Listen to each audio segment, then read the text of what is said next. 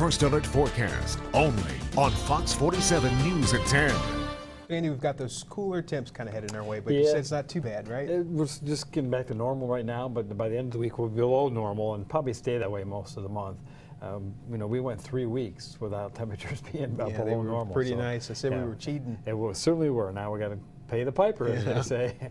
We were cooler today by a few degrees from yesterday, but a lot since last week. Take a look at our numbers for today, and they were in the lower 60s for most of mid-Michigan, and that's closer to normal. 61 is the normal high, but it's down from the 78 we had just 2 days ago on Saturday. So yeah, it's a big change. It felt pretty chilly today, but that's really a lot closer to what we're supposed to be like this time of the year. Now, this time of the year at night, this is about the same too. Mid-40s are low. Normal lows around 40, 41 degrees. That's where we will head here tonight as temperatures, because of the clear skies right now, are falling. But the clear skies will not last into the morning hours. Got some high cloudiness start to move back in from the west, and that'll thicken up the first half of our day tomorrow. But for the most part, clear skies for at least 2/3 of the night.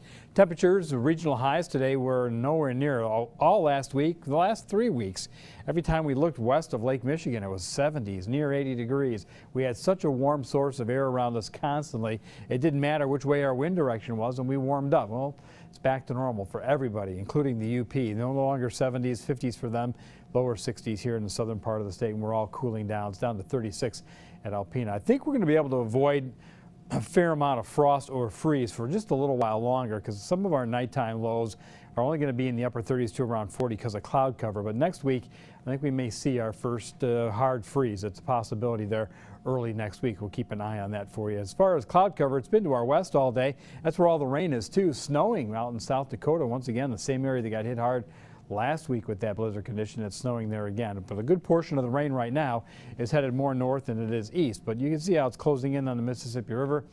It'll close in on us too eventually here in the next 24 hours. There's a lot of moisture coming from the Gulf of Mexico too. So we'll spend the first part of our Tuesday just clouding up. Low pressure spinning back here. It's going to go northward, but it drives all of that precipitation our way. Now, we had the same setup last week and had a very weak cold front go through Saturday night with just a couple of showers, and then we fell back into the 60s. This is going to do the same thing. More than a couple of showers, though. We'll get a good rain out of it, and then we'll fall back more dramatically through the rest of this week. And clear skies for a good portion of the night. Computer model not really showing some of the high clouds that'll be around, and then those will thicken up through the morning hours. Our warmest temperature of the day, I think it'll be low 60s through most of the daytime hours, but come 7 o'clock, there's a warm front laying right about here, and that'll go northward.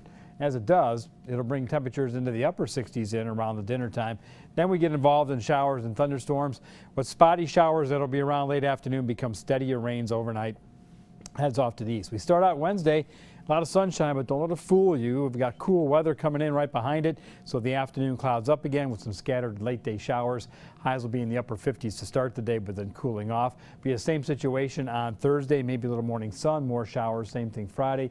Each day getting gradually cooler. You see the warm weather is getting pushed way down to the Gulf Coast states, and a good portion of the middle part of the U.S.